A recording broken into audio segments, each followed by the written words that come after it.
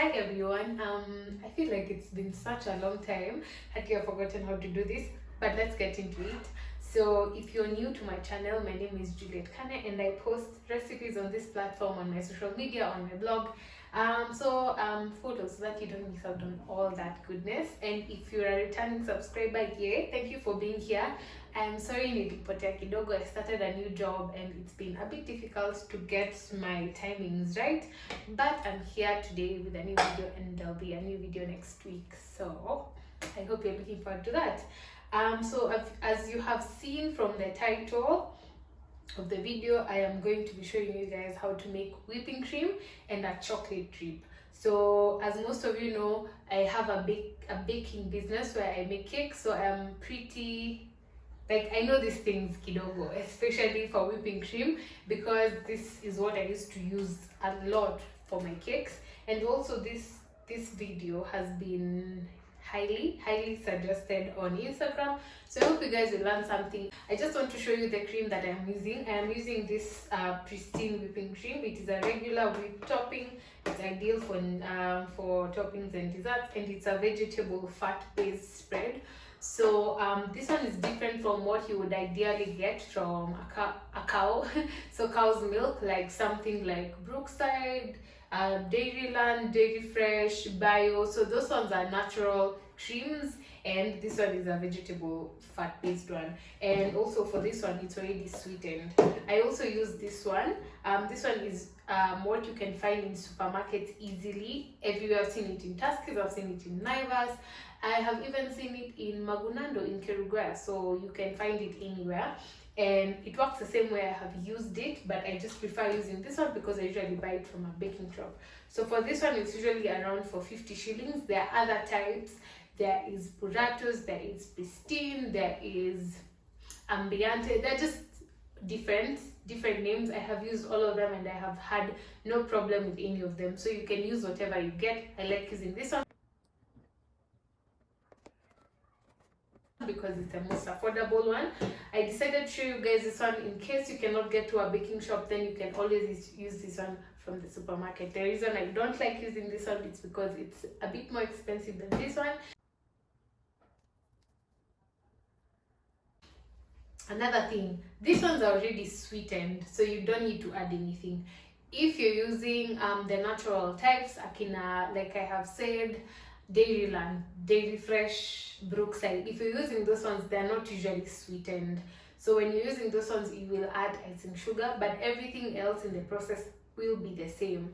But for those ones, you need to add icing sugar. The icing sugar really depends on how much of a sweet tooth you are. So if you do like sugar, then you add more sugar. If you don't, then you add less sugar. But for this ones, we are adding no sugar and we are whipping them as they are. These ones are usually more stable. It's really hard to go wrong with these ones.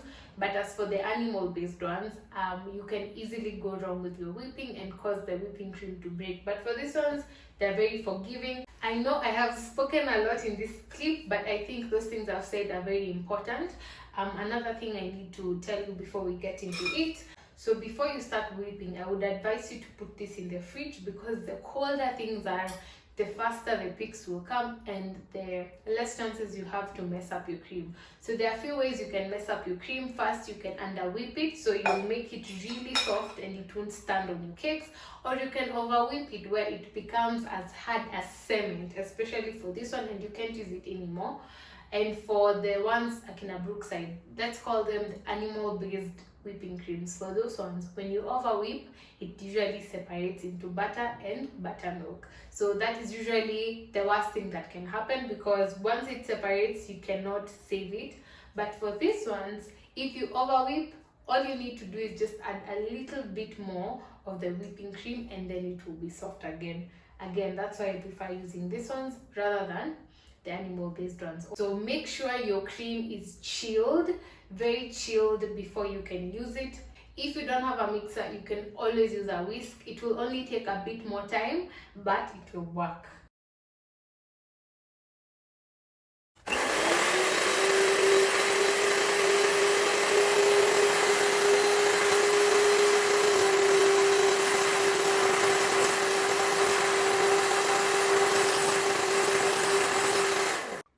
So this is a progress after about 2 minutes of whipping on high. As you can see, we have what is called a soft peak. It falls very easily. It cannot hold up any kind of swirls, any kind of frosting. It's just very soft. You can only use this as a filling for something, but you cannot use this to frost because it's very soft. So this is just about 2 minutes of whipping, and we are going to keep whipping for 2 more minutes, and then I'll show you how they continue.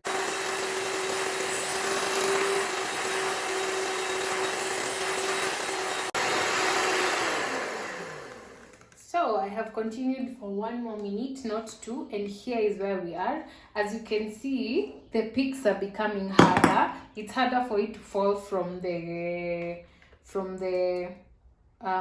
beater thing unless I hit it.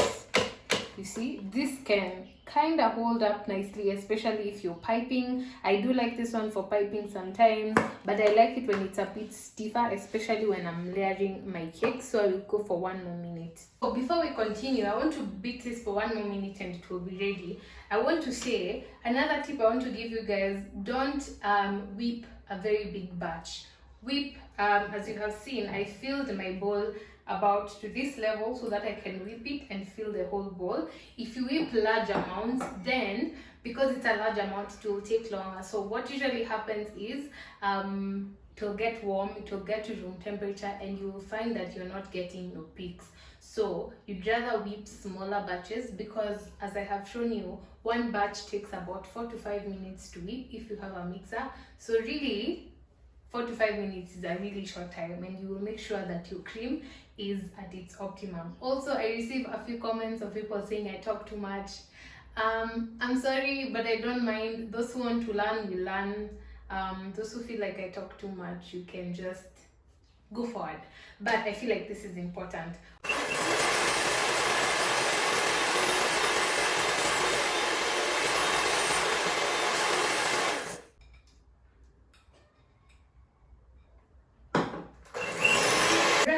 Took like 20 to 30 seconds, and here we have our cream. When I pick it up from the spatula, it doesn't fall. It will not fall out of the bowl. So I hope you guys learned something from that. Do not be intimidated by whipping cream. It's actually that easy, and this one is ready for a cake. So I like mine this stiff when I'm layering a cake because it makes the cake a bit more stable for traveling. So with that said, I will bring you guys closer so that you see a bit more of the texture and understand what you're looking for, because it's nice to see what you'll be expecting when you're whipping your cream. And then after that, we will move on to the chocolate drip.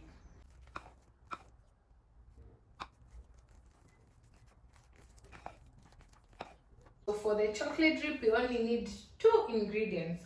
We need some cream. So this is the same whipping cream we've used, and we also need some dark chocolate. So I'm using the dark compound, which is usually cheaper. This is 500 grams or 400 shillings, which is cheaper than your typical chocolate, and also it's more forgiving, especially because of the melting temperatures of chocolate. Chocolate can be a bit temperamental, but for the compound, I found it more forgiving, especially if you're a beginner, and it's also cheaper. I'm going to be using a spoon and a microwave. If you don't have a microwave, that's totally fine. You can just use a sufuria with water. So what you will do to be able to melt the chocolate, what you will do if you don't have a microwave, you will take a sufuria, you will put some water, you will put the ingredients that I will show you into a bowl, and you will place it on top of the boiling water of the sufuria, on top of the sufuria. The point is, you don't want this to be in contact with direct heat, because as I have mentioned, chocolate can be a bit temperamental. So when you do that, you just need to keep stirring until the chocolate melts. But if you do have a microwave, then this will be much easier, because what you will need is these 2 ingredients and 1 minute in the microwave. Okay, so for the measurements, what I like to do is use 2 to 1. So 2 parts of chocolate, 1 part of cream. So if I'm using, let's say, 100 grams of chocolate, I will use 50 grams of cream. If you don't have those measurements, you can always use your eyes. That's what I usually do most of the times.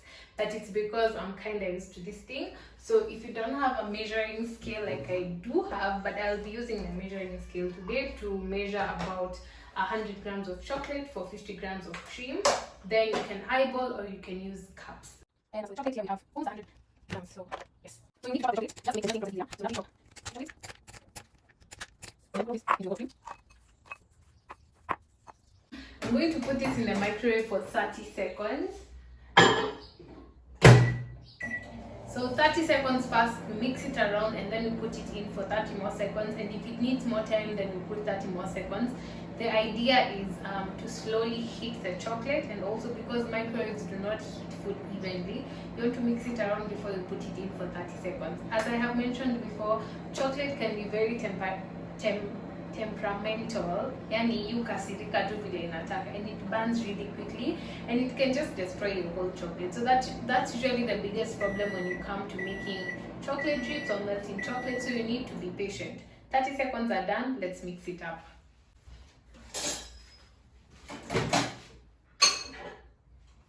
So I'm letting you guys see this in real time so that you can just get the grasp of this, because this is something I really struggled with when I was starting to bake, and once you get it right, then that's it. So let me just show you guys. This is the first 30 seconds.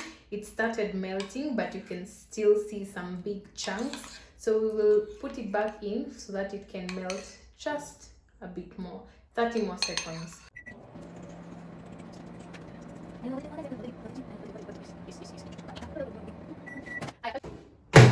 Here we have our chocolate out of the microwave. It still has some lumps, but if I mix it together nicely, then the lumps are slowly going away. And here we have our smooth, nice, dark drip. I will bring you guys closer so that you can see the texture better, but that's it. That literally took what, 3 minutes to make. So let me just see, right? That was so easy. Chocolate drips are one of my best things to make. They make the cake look elegant, and it's easy. It's an easy way to decorate your cake. If you want to see me decorating a whole cake, then you have to subscribe and wait until next week, because I will be using the whipping cream we made and the drip we made on the cake. So usually what I usually do is I like to put it in this tin, tomato sauce. I think I got this for 80 shillings in the supermarket, and then the lid just helps me control the drips better, but you will see that in next week's video.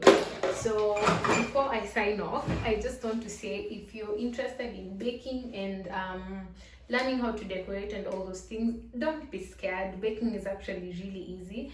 I do get a few DMs and comments from people saying I don't know how to get into it, it's a bit intimidating, but let me tell you guys, it's one of the easiest and most rewarding jobs I've had. As you have seen, whipping cream has taken 5 minutes. This has taken 3 minutes.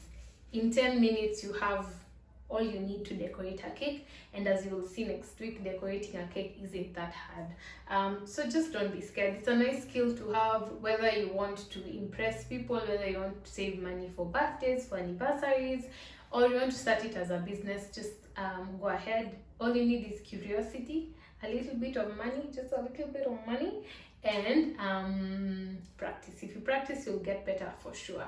So with all that said, I hope to see you guys next week. I hope you learned something. If you have any questions, leave them down in the comment section or on my social media, Kane's Kitchen Affair, whether on Instagram, on Twitter. I will get to you as soon as I can. And I thank you so much for being here. I really appreciate the support, and I'll see you guys next week.